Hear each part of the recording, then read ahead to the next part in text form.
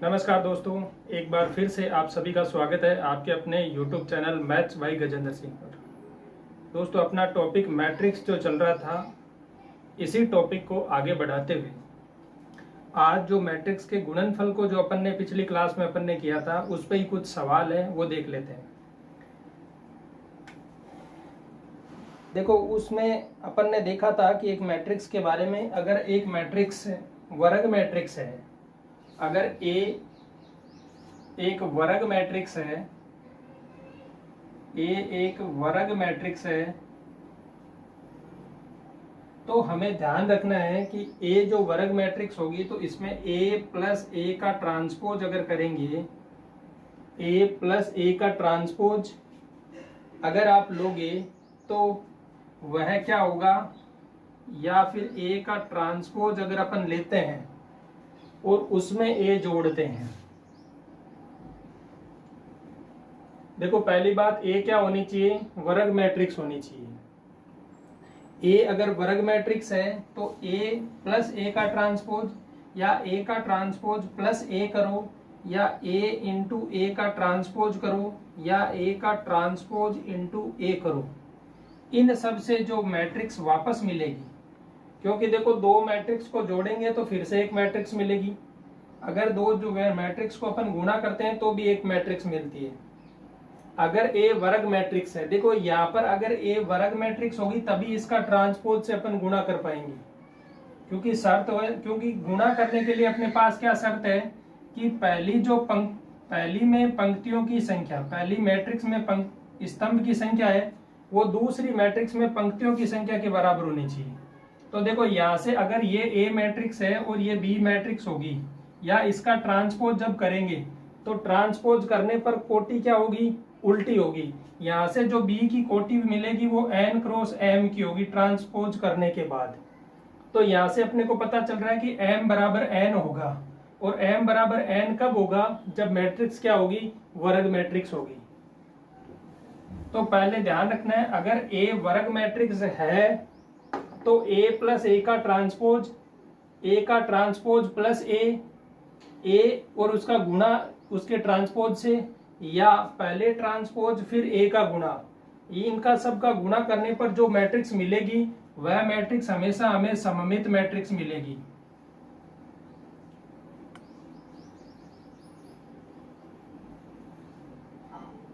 जोड़ने और गुणा करने पर तो सममित मैट्रिक्स मिलेगी, लेकिन अगर a माइनस a का ट्रांसपोज करेंगे तो यह विषम सममित मैट्रिक्स मिलेगी।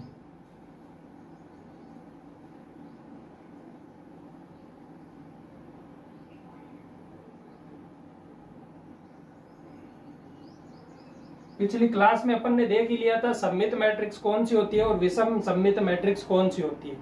सममित मैट्रिक्स में क्या होता है, ए का अगर ट्रांसपोज करते हैं तो वापस ए ही प्राप्त होता है, तब तो वह सममित मैट्रिक्स है। विषम सममित मैट्रिक्स जब होती है जब ए का ट्रांसपोज करते हैं और वो माइनस ए के बराबर आता है, तो वह मैट्रिक्स क्या होगी, विषम सममित मैट्रिक्स होगी। तो ये ध्यान रखना, अगर ए का ट्रांसपोज को अगर जोड़ते हैं या ए के ट्रांसपोज को अगर गुणा करते हैं ए से, तो मैट्रिक्स जो मिलेगी वो सममित मैट्रिक्स मिलेगी, और अगर उनको घटाते हैं तो क्या मिलेगी, मैट्रिक्स विषम सममित मैट्रिक्स मिलेगी।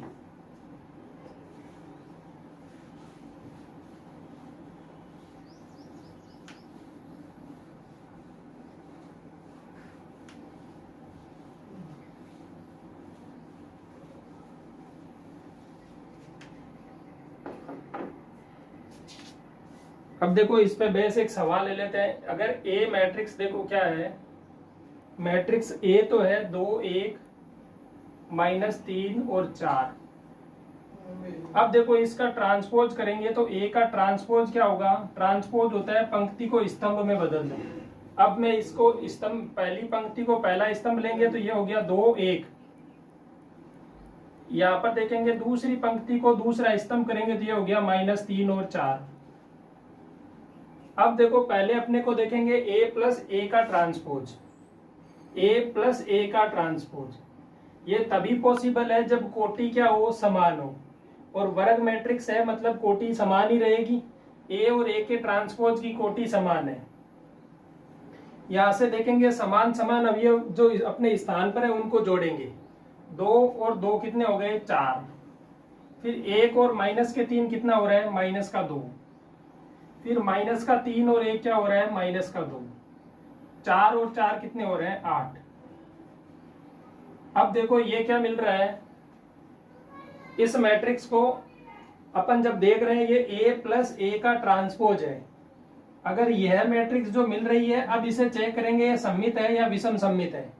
इस मैट्रिक्स का मैं वापस ट्रांसपोज लूंगा, अगर यही मैट्रिक्स मुझे प्राप्त होती है तब तो ये सममित है, और अगर इसका ट्रांसपोज लेने के बाद ये मैट्रिक्स प्राप्त नहीं होती है या माइनस चिन्ह का हेरफेर आता है तब ये विषम सममित होगी। पहले इसका ट्रांसपोज लेके देखेंगे। अगर मैं इसका ट्रांसपोज लेता हूं, देखो मैं यहाँ पर इसका ट्रांसपोज लिख रहा हूं। इनको पहली पंक्ति को पहला स्तंभ बनाएंगे, तो पहली पंक्ति है देखो 4 और -2, मैं पहले स्तंभ में लिख देता हूं 4 और -2। दूसरी पंक्ति है -2 और 8, तो दूसरा स्तंभ लिख देते हैं -2 और 8। अब देखो यहां से क्या मिल रहा है, ये 4 4 आ रहा है, ये -2 का -2 आ रहा है, सेम एज इट इज ये मैट्रिक्स मिल रही है, इसके समान है, इसके समान इसका ट्रांसपोज मिल रहा है, मतलब ये क्या हो गई सममित मैट्रिक्स हो गई। तो यह सममित मैट्रिक्स है। इसी प्रकार से अगर गुणा की बात करें, A और A के ट्रांसपोज का गुणा करेंगे तो देखो क्या है, A और A का ट्रांसपोज इनका गुणा करना है। गुणा करने के लिए पहली पंक्ति को पहले स्तंभ से गुणा करेंगे। पहली पंक्ति को पहले स्तंभ से गुणा करो, देखो 2 का गुणा 2 से करेंगे 4, फिर 1 का गुणा 1 से करेंगे तो प्लस का 1, फिर 2 का गुणा -3 से करेंगे माइनस का 6, 1 का गुणा 4 से करेंगे तो प्लस का 4, फिर दूसरी पंक्ति लेंगे और पहला स्तंभ, तो -3 का गुणा 2 से करेंगे माइनस का 6, 4 का गुणा 1 से करेंगे तो प्लस का 4, फिर -3 का गुणा -3 से तो प्लस का 9 होगा, फिर 4 का गुणा 4 से तो ये हो गया 16। अब देखो यहां से देखेंगे 4 और 1 कितना हो रहा है 5, फिर -1 और प्लस के 4 कितना हो रहा है माइनस का 6 और प्लस के 4 तो माइनस के 2, यहाँ आ रहा है माइनस का 6 प्लस का 4 फिर से -2। इसको देखो 16 और 9 कितना हो रहा है 25। अब देखो इस मैट्रिक्स का अगर आप ट्रांसपोज लेते हो तो मैट्रिक्स का ट्रांसपोज लेने के बाद क्या मिलेगा, देखो इसका ट्रांसपोज अगर देखेंगे तो इसकी पहली पंक्ति को पहला स्तंभ बनाओ, ये 5 और ये -2, फिर दूसरी पंक्ति को दूसरा स्तंभ बनाएंगे -2 और 25। यह दोनों मैट्रिक्स देखो समान आ रही है, समान आ रही है मतलब ये क्या है सममित मैट्रिक्स है।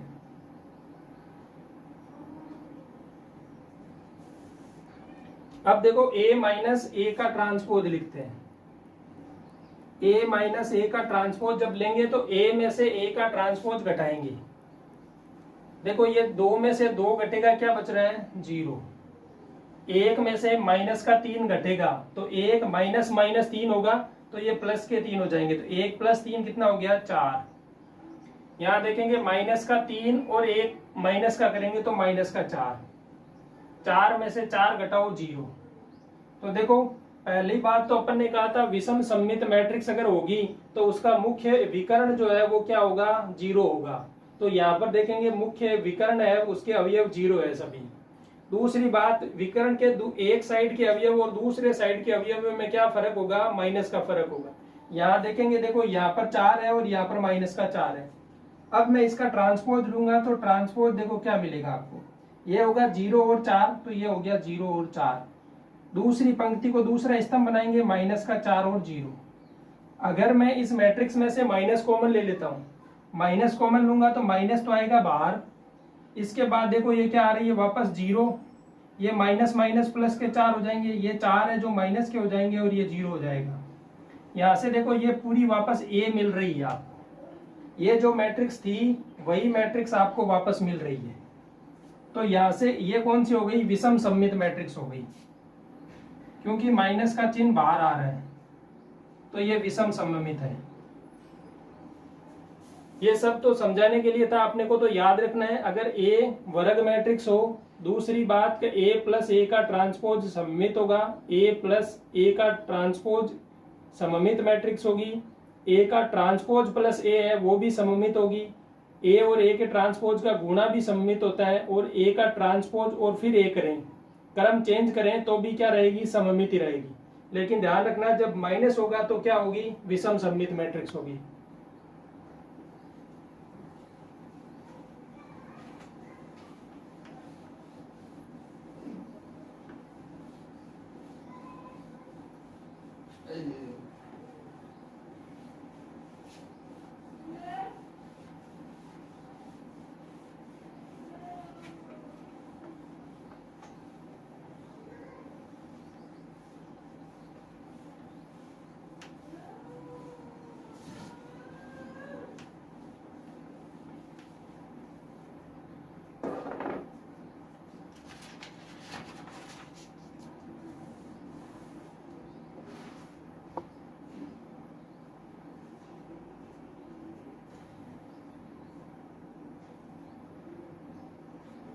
देखो एक चीज ध्यान रखना, अगर बी ए का ट्रांसपोज और फिर से बी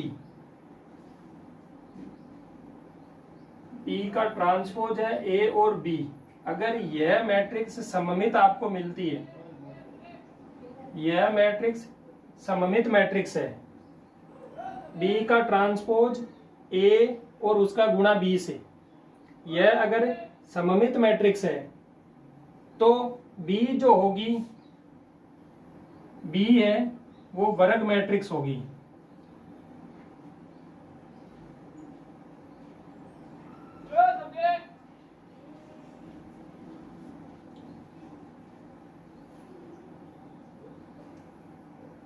अगर बी का ट्रांसपोज ए और बी का गुणा दे रखा है और वो सममित अगर होता है तो हमेशा बी जो है वो क्या होगी, वर्ग मैट्रिक्स होगी। अब देखो अगर ए एक वर्ग मैट्रिक्स है और विषम सममित है, ए अगर वर्ग मैट्रिक्स है, ए वर्ग मैट्रिक्स है, ए वर्ग मैट्रिक्स है और विषम सममित है, विषम सममित है,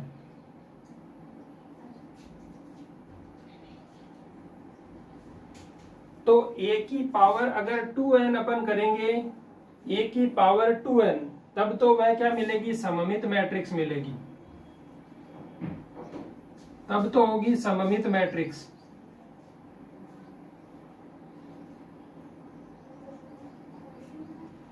अगर a क्या है, विषम सममित मैट्रिक्स है और वर्ग मैट्रिक्स है,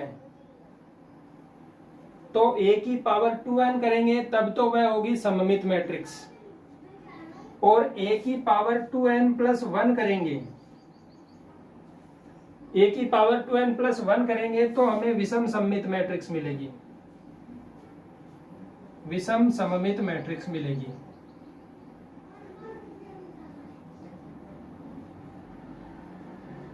देखो a की पावर 2n मतलब क्या हो गया, अगर उसकी घात सम मिलती है तब तो होगी वो सममित मैट्रिक्स, और 2n प्लस 1 का मतलब है उसकी घात अगर विषम मिलती है तब क्या होगी, वह विषम सममित मैट्रिक्स होगी।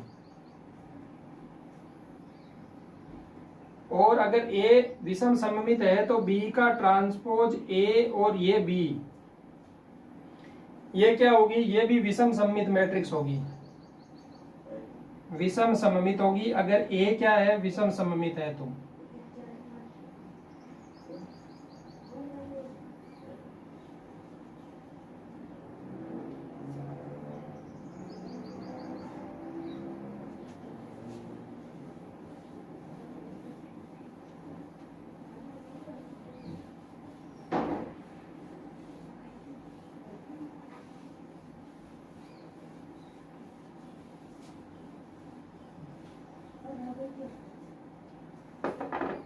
अब देखो a व b दो समान कोटि की वर्ग सममित मैट्रिक्स है। अगर a व b दोनों है क्या, एक तो समान कोटि की है, दोनों की कोटि समान है, और दोनों की कोटि समान के साथ साथ ये वर्ग सममित मैट्रिक्स भी है।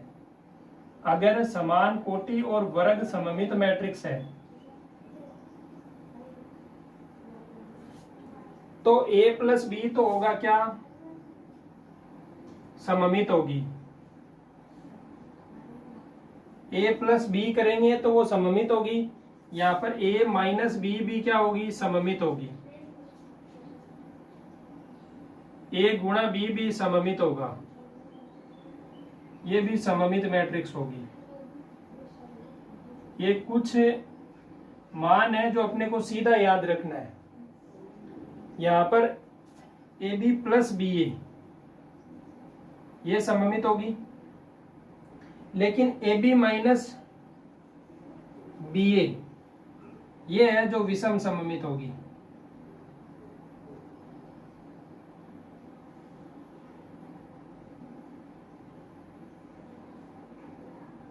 ये क्या है, ये होगी जो विषम सममित मैट्रिक्स होगी। तो पहले अपन ने 4 मान लिखे थे ए और ए का ट्रांसपोज लेके।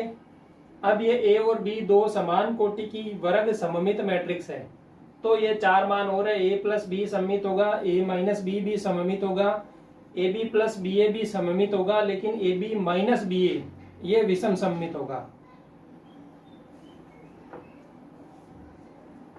देखो इनको भी एक बार के लिए देख लेते हैं, इनका एक उदाहरण लेके।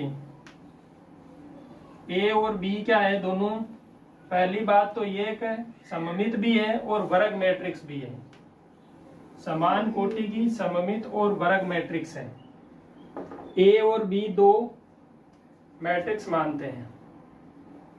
ए मैं ले रहा हूं, ए तो है 1 2 2 माइनस का 4। बी ले लेते हैं एक मैट्रिक्स और। ए और बी सममित होने के लिए हमेशा ध्यान रखना विकर्ण के ऊपर वाले अवयव और विकर्ण के नीचे वाले अवयव समान होंगे। दूसरी मैट्रिक्स ले लेते हैं अपन, इसमें विकर्ण का कोई जरूरी नहीं है कि विकर्ण के मान कुछ भी हो सकते हैं, लेकिन जो आगे मान मिलेंगे वो समान मिलेंगे। ए और बी दोनों वर्ग मैट्रिक्स है दो कोटि की, और इसके साथ ही क्या है, सममित मैट्रिक्स भी है। तो पहले ए प्लस बी देखते हैं। ए प्लस बी दोनों को जोड़ो, 1 और 3 कितना हो रहा है, 4। 2 में से 1 घटेगा तो 1, 2 में से फिर से 1 घटेगा 1, -4 प्लस 2 -2। यह देखो क्या है, सममित मैट्रिक्स है, क्योंकि मुख्य विकर्ण के अवयव के अलावा जो अवयव है वो दोनों समान है। तो ये क्या है, सममित मिल रही है। अब देखो a माइनस बी करते हैं। a माइनस बी अगर मैं करता हूं तो देखो, 1 में से 3 घटाओ, -2। 2 में से -1 घटाएंगे तो 2 -1 +1 हो जाएगा। 2 + 1 क्या हो गया, 3। यहाँ देखेंगे 2 में से -1 घटाएंगे तो 3, -4 में से -2 करेंगे तो होगा -6। अब देखो इस मुख्य विकर्ण के अलावा जो अवयव है वो समान है, मतलब यह भी क्या है, सममित मैट्रिक्स है। इसका ट्रांसपोज अगर करते हो तो ट्रांसपोज पर क्या होगा, सेम यही मैट्रिक्स मिलेगी। अब देखो ए बी प्लस बी ए करते हैं। पहले ए बी निकाल लेते हैं, दोनों का गुणनफल। पहले ए बी निकालते हैं। ए बी निकालो, देखो इसको करेंगे गुणा इससे, तो ये तो होगा 3, और इसका गुणा होगा इससे -2, तो 3 - 2 कितना हो रहा है, 1।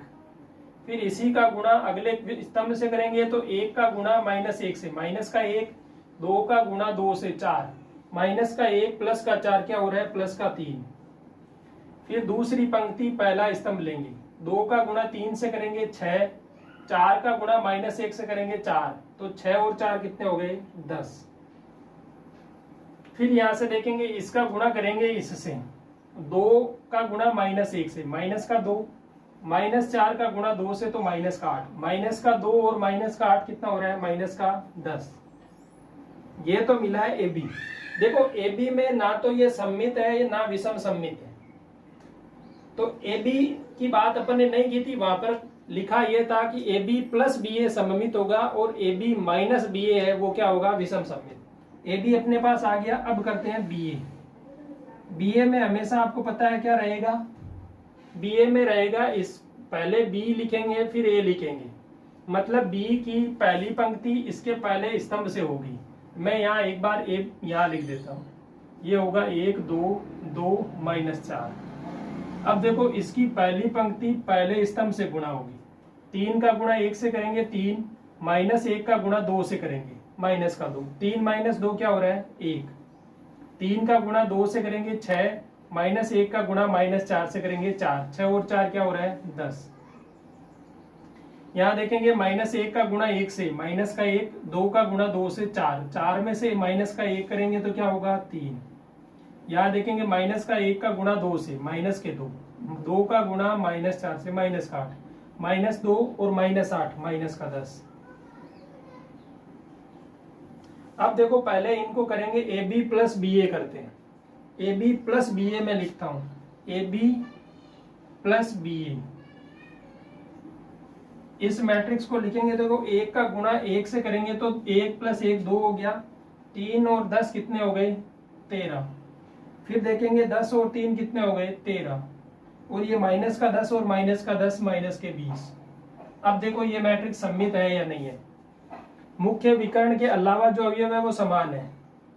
या मैं कहूं पहले स्तंभ को, अगर पहली पंक्ति को पहला स्तंभ करेंगे तो ये 2 और 13 ही रहेगा, दूसरी पंक्ति को दूसरा स्तंभ लिखेंगे तो 13 और माइनस का 20।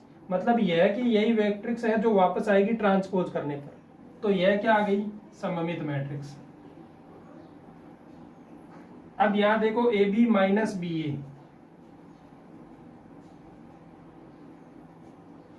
AB माइनस करेंगे BA, 1 में से 1 को घटाओ 0, 3 में से 10 को घटाओ माइनस के 7, या 10 में से 3 को घटाएंगे तो 7, माइनस के 10 में से माइनस का 10 घटाएंगे तो क्या बचेगा 0। अब देखो पहली बात, मुख्य विकर्ण है वो उसके अवयव क्या आ रहे हैं 0, और इनके चिन्ह है वो परिवर्तित आ रहे हैं, मतलब ट्रांसपोज करने पर इसका माइनस प्राप्त होगा।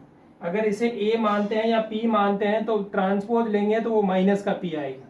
मतलब यह मैट्रिक्स क्या है विषम सममित मैट्रिक्स, विषम सममित मैट्रिक्स है।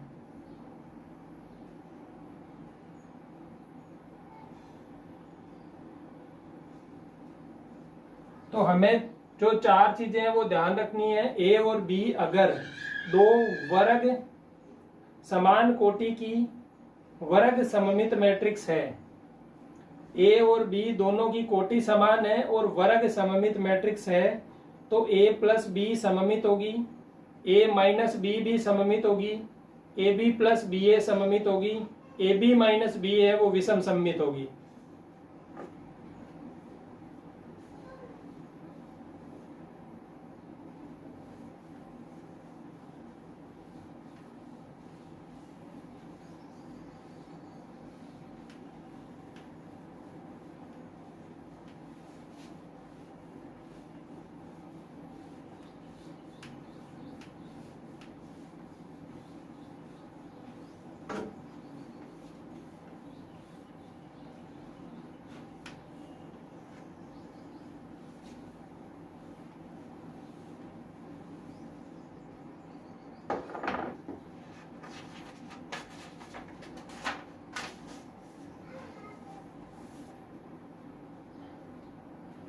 अब देखो नया टॉपिक है मैट्रिक्स का सारणिक।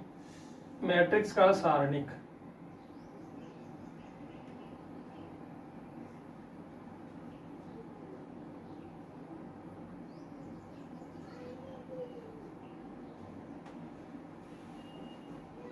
मैट्रिक्स का सारणिक में कन्वर्ट। देखो A एक वर्ग मैट्रिक्स है जिसकी कोटि n है। अगर एक मैट्रिक्स है और उसकी कोटि अगर n है, पहली बात तो ये कब होगा जब वर्ग मैट्रिक्स होगी। ऐसा क्यों होता है कि ये वर्ग मैट्रिक्स होगी तभी सारणिक में कन्वर्ट करेंगे। तो हमने सारणिक जब पढ़ा था तब देखा था कि इसकी कोटि जो है वो क्या होती है। सारणिक में हमेशा अपन यही कहते हैं इसकी कोटि 3 है, 2 है, 5 है, 7 है। मतलब ये क्या होती है, इसमें कोटि में पंक्ति और स्तंभ क्या होते हैं, इसमें समान होते हैं, पंक्ति बराबर स्तंभ होते हैं। या हम कह सकते हैं ये वर्गाकार क्या है, सारणिक वर्गाकार है, वो अवयवों को व्यवस्थित करती है। तो ये वर्गाकार होती है, तो वर्गाकार होने के लिए क्या होना चाहिए, मैट्रिक्स है वो वर्ग मैट्रिक्स होनी चाहिए, तभी इसका सारणिक अपन ले सकते हैं। इसके साथ ही अगर कोई मैट्रिक्स है, इस मैट्रिक्स को अपन K से गुणा करते हैं। अगर किसी मैट्रिक्स को मैंने k से गुणा किया और फिर मैं उसका सारणिक लेता हूं, k से गुणा करने के बाद उसका सारणिक लेता हूं, तो वह क्या मिलेगा मुझे, k की पावर n और फिर a मिलेगा, k की पावर n और फिर ये है वो इसके a का मान मिलेगा। ये n क्या है, यहाँ पर n है उसकी कोटि, n क्या है उसकी कोटि। अब n का मान देखो, मैट्रिक्स की कोटि तो m क्रॉस n से लिखते हैं अपन, लेकिन अगर वर्गाकार होगी तो n का मान क्या रहेगा, m क्रॉस n है जो मैट्रिक्स क्या होगी, n क्रॉस n की होगी। और n क्रॉस n की अगर कोई मैट्रिक्स होगी तो उसकी कोटि n लिख सकते हैं। हमें ध्यान रखना है कि k की पावर n करते हुए फिर सारणिक का मान लेना है। अगर देखो मैं इसी को समझाते हुए एक सवाल लेते हैं अपन और फिर देखते हैं। एक मैट्रिक्स आपको दे रखी है A,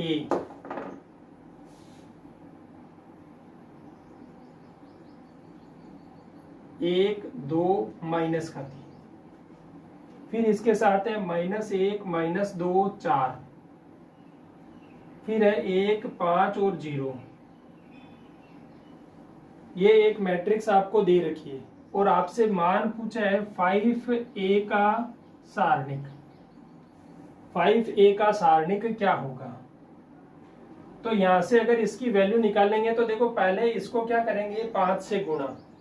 मैं पहले 5a निकालूंगा। 5a क्या मिलेगी मुझे, ये तो होगा 5, ये हो गया 10, ये माइनस का 15, यहां से आएगा -5 -10 और ये हो गया 20। फिर ये हो जाएगा 5, ये होगा 5 का गुणा 5 से 25 और ये हो गया 0।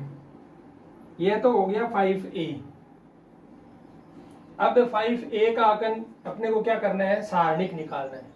और सारणिक में हमें पता है कि सारणिक है वो इसका निकले, मैट्रिक्स का नहीं, सारणिक में कन्वर्ट करने के लिए इसका क्या लेंगे, मान निकालेंगे।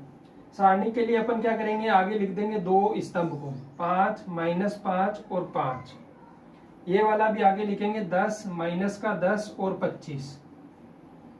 अब इसको तिरछा गुणा करते हुए अपन क्या करेंगे, पहले प्लस में ले लेंगे, फिर माइनस करेंगे और पीछे से इनको गुणा करते हुए आएंगे और ये माइनस घटा देंगे। यहाँ से देखो पहले देख रहे हैं इसका गुणा, ये तो हो गया 0, क्योंकि किसी भी संख्या का 0 से गुणा होगा तो वह 0 हो जाएगा। आगे आएंगे दूसरी तरफ चलेंगे तो ये देखो 10 का गुणा 20 से और 20 का गुणा 5 से, तो 20 का 5 से करते हैं तो 100, 100 का गुणा 10 से करते हैं तो 1000। पहला 0 था प्लस 1000 आ गया। अब देखो आगे वाले की तरफ, 15 का गुणा 5 से और 5 का करेंगे 25 से। इसको देखो ये करेंगे 25 का गुणा 25 से, ये प्लस तो हो ही गया, 25 का गुणा 25 से करेंगे तो होगा 625। उसको 3 से गुणा करो तो 625 को 3 से गुणा करेंगे तो हमें क्या मिलेगा, 625 को 3 से, तो 600 का 3 गुणा होगा 1800 और 25 का, अब देखो इसका गुणा हो जाएगा 1875। अब अपन करेंगे माइनस, फिर इधर से चलते हुए आएंगे तो देखो ये तो हो गया 0, इसका गुणा करेंगे देखो 25 का 5 से और फिर इसका 20 से। 25 का 5 से करेंगे तो 125, 125 का 20 से गुणा करो, प्लस करेंगे 125 का डबल करेंगे तो 250 और 250 के साथ एक 0 और लगा दो। फिर आगे देखेंगे ये वाला गुणा होगा, माइनस माइनस तो हो गया प्लस, 10 का गुणा 5 से करेंगे तो हो गया 50, 50 का गुणा 15 से करना है तो 15 का गुणा पहले 5 से करो, 75 और उसके साथ एक 0 और लगा दो। अब इसे करेंगे सोल्व। देखो ये हो गया 1875, इसमें से 1000 और जोड़ दो तो 2875 हो गया। ये तो हो रहा है 2875, इसमें से घटाना है अपने को, ये हो गया 3250। 2875 में 3250 घटाएंगे तो मिलेगा माइनस का 375। इसका मान क्या मिला है, माइनस का 375। अब देखो इसका मान मैंने आपको बताया था कि ये क्या होगा, k की पावर n इंटू a होगा।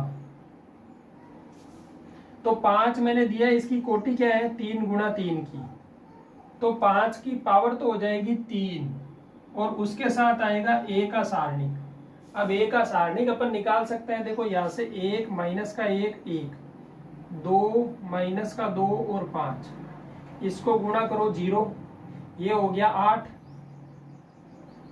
ये क्या हो गया 15, माइनस करेंगे इधर से ये 0, ये हो गया 20 और ये क्या हो गया 6। यहां से देखो ये 8 और 15 कितने हो रहे हैं 23 माइनस 26, क्या मिल रहा है माइनस का 3। ये तो है माइनस का 3, इसका गुणा करना है 5 की पावर 3 से, ये कितना होता है 125, इसका गुणा करेंगे माइनस 3 से तो मिलेगा माइनस का 375। ये देखो ये मान समान मिल रहा है। तो इसकी कैलकुलेशन ज्यादा बड़ी हो जाती है, इसलिए अपन क्या करेंगे पहले ए का सारणिक निकाल लेंगे और उसको सीधा गुणा करेंगे किससे, उसकी पावर लगाते हुए। कोटि में जो मान है अपने पास कांस्टेंट, उस कांस्टेंट की पावर में कोटि लिख देंगे तो अपने को क्या मिलेगा सेम वैल्यू मिल जाएगी। वैसे भी अगर अपन एक किसी कांस्टेंट से अगर अपन सारणिक को गुणा करते हैं तब तो वह एक पंक्ति या एक स्तंभ में ही गुणा होता है, लेकिन अगर किसी कांस्टेंट से मैट्रिक्स को गुणा करते हैं तो पूरी मैट्रिक्स गुणा होती है। यह चीज ध्यान रखना, अगर कोई कांस्टेंट से मैट्रिक्स को गुणा करेंगे तब तो पूरी मैट्रिक्स है वो गुणा होगी, पूरी मैट्रिक्स गुणा होगी। लेकिन अगर किसी कांस्टेंट से सारणिक को गुणा करते हैं तब एक पंक्ति या एक स्तंभ किसी को भी आप क्या कर सकते हो गुणा कर सकते हो, लेकिन होगा एक ही पंक्ति या एक ही स्तंभ। तो इसे अगर अपन पहले मैट्रिक्स को एक अचर से गुणा करते हैं तो वो सभी पंक्तियों से गुणा हो जाएगा। अब अगर इसका सारणिक निकालेंगे तो प्रत्येक पंक्ति से एक एक मान बाहर आएगा तो वह कोटि के बराबर क्या होगा गुणा होगा। तो यहाँ से अगर मैं देखूं तो देखो इससे 5 बार आएगा, इससे आएगा 5 बार, इससे भी 5 बार, तो वह क्या होगा 5 इंटू 5 इंटू 5, मतलब 5 की पावर 3 हो जाएगी।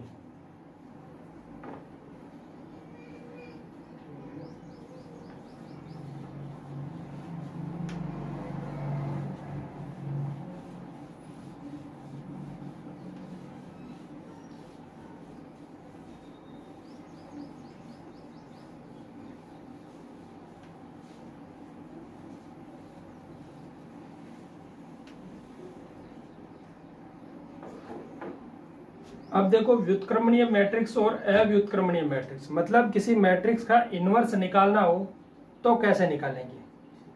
पहली बात तो ये कि अगर कोई मैट्रिक्स है, अगर कोई मैट्रिक्स है आपको कहें कि कोई 12 अवयव आपको दे दिए, अगर कहें कि 12 अवयवों से कितनी मैट्रिक्स बना सकते हो,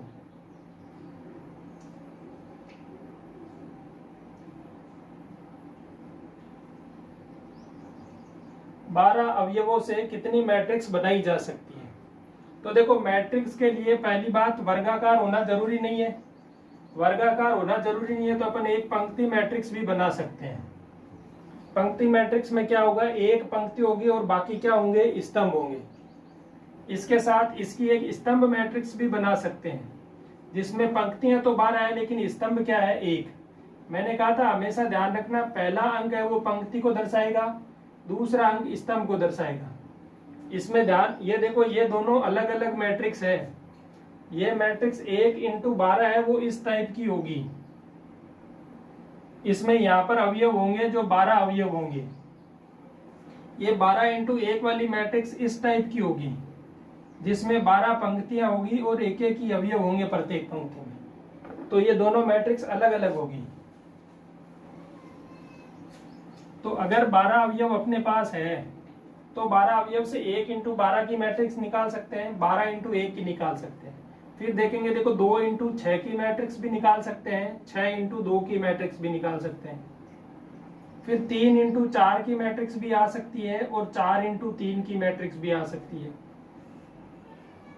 तो यहां से देखो कितनी मैट्रिक्स मिल सकती है आपको। अगर आपके पास 12 अवयव है तो आप 6 मैट्रिक्स निकाल सकते हो, 6 मैट्रिक्स है वो आप बना सकते हो 12 अवयवों से, जिसमें एक तो होगी पंक्ति मैट्रिक्स, एक होगी स्तंभ मैट्रिक्स।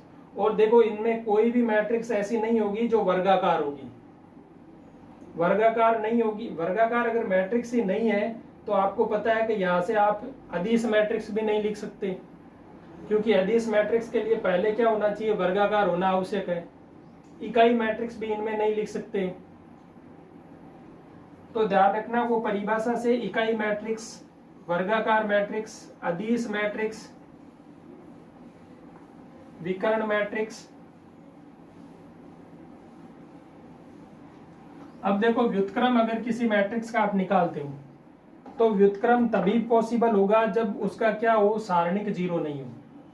अगर कोई ए मैट्रिक्स है और उस मैट्रिक्स का आपको व्युत्क्रम चाहिए, ए का अगर आपको ए इनवर्स निकालना है, तो यह तभी पॉसिबल होगा जब इसका अगर सारणिक अपन लेते हैं ए का, तो वह पहली बात तो ये का नॉट इक्वल टू जीरो होना चाहिए। अगर किसी मैट्रिक्स का सारणिक जीरो है तो मैट्रिक्स का इनवर्स आप नहीं निकाल सकते। सवाल में अगर पूछा जाता है कि ए का इनवर्स निकालो, तो सबसे पहले देखना है उसका सारणिक निकालेंगे। ए का सारणिक अगर जीरो है तो उसका इनवर्स पॉसिबल नहीं होगा। अगर ए का सारणिक नॉट इक्वल टू जीरो है तो उसका इनवर्स अपन निकाल सकते हैं।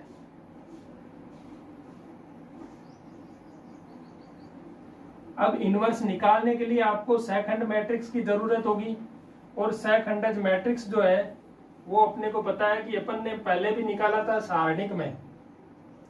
सारणिक में अपन ने सेकंडज निकाला था, ठीक उसी प्रकार से है वो सेकंड मैट्रिक्स मिलेगी। पहले क्या करेंगे, सभी जो अवयव है मैट्रिक्स के, उन सभी अवयवों के सहखंड ज्ञात करेंगे। सहखंड ज्ञात करने के बाद उनसे एक मैट्रिक्स लिखेंगे, और मैट्रिक्स लिखेंगे फिर मैट्रिक्स का क्या करेंगे, सहखंडज मैट्रिक्स जो होगी वो उनका ट्रांसपोज होगी। पहले क्या करेंगे, सभी अवयवों के सहखंड निकालेंगे। सहखंड निकालेंगे, फिर इन सभी सहखंडों से एक मैट्रिक्स बनेगी। फिर जो ये मैट्रिक्स बनेगी उसका करेंगे ट्रांसपोज। जो ये ट्रांसपोज करने के बाद आपको मैट्रिक्स मिलेगी वह मिलेगी सहखंडज मैट्रिक्स, वह होगी सहखंडज मैट्रिक्स। और ये सहखंडज मैट्रिक्स है, इसे आप एडजॉइंट ए भी कहेंगे। एडजॉइंट ए डी जे ए लिखा हुआ होगा, तो यह होगी सहखंडज मैट्रिक्स। इसमें 3 स्टेप, पहले सहखंड निकालना है प्रत्येक अवयव का। सहखंड निकालने के बाद उसकी एक मैट्रिक्स बनेगी, उस मैट्रिक्स का अपन क्या करेंगे, ट्रांसपोज। ट्रांसपोज करने के बाद जो मैट्रिक्स मिलेगी वह होगी सहखंडज मैट्रिक्स। इस सहखंडज मैट्रिक्स की मदद से ही आगे अपन क्या करेंगे, ए इनवर्स निकालेंगे।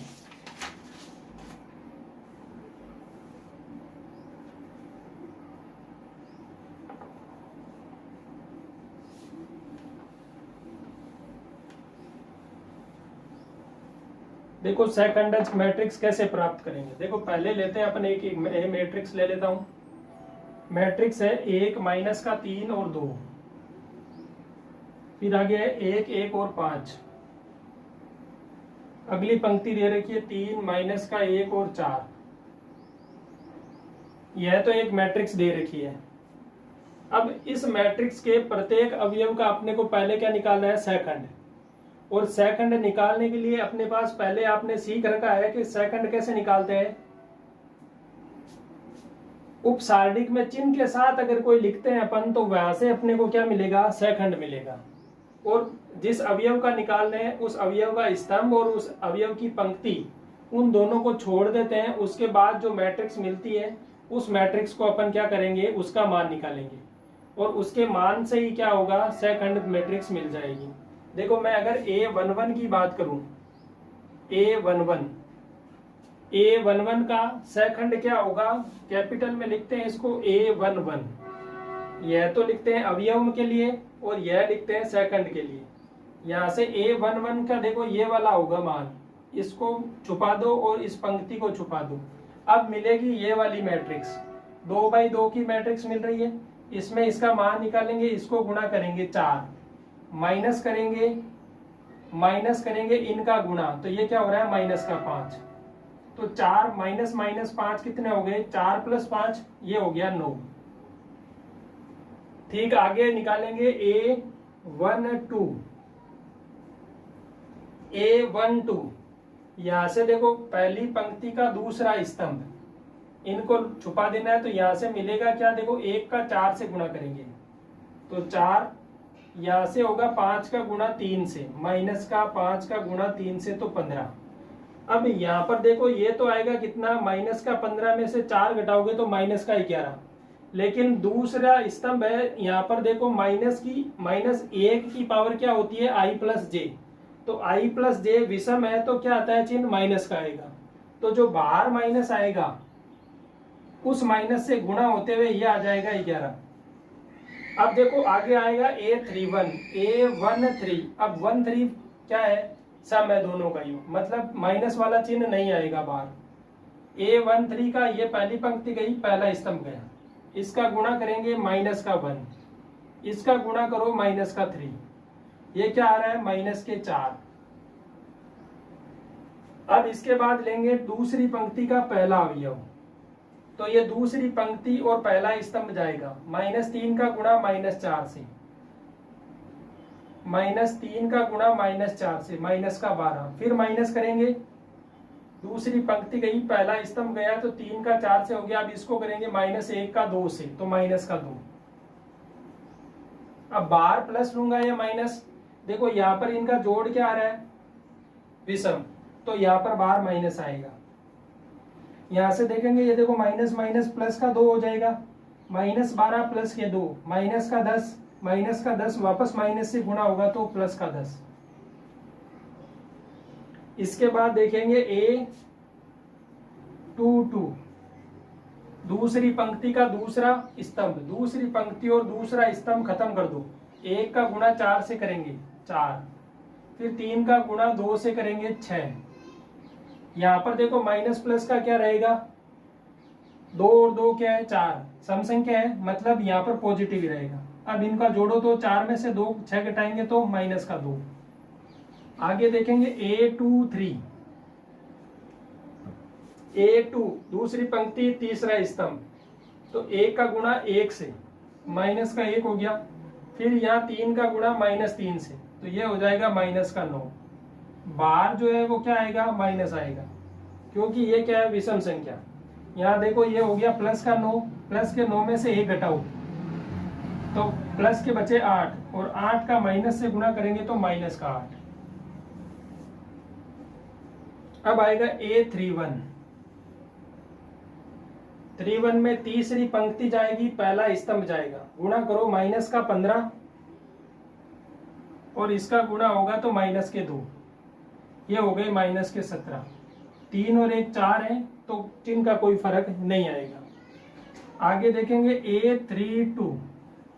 A32 देखेंगे, ये 3 और ये 2, तो 1 का गुणा 5 से तो 5, फिर 1 का गुणा 2 से तो माइनस का 2, 3 और 2 5 है, मतलब माइनस आएगा।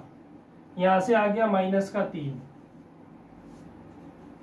अब आगे देखेंगे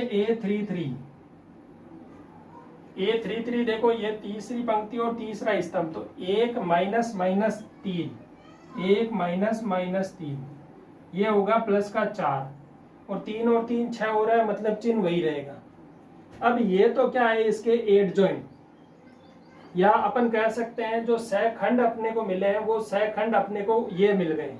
अब सहखंड से मैट्रिक्स निकलेगी, तो मैट्रिक्स लिखेंगे एज इट इज।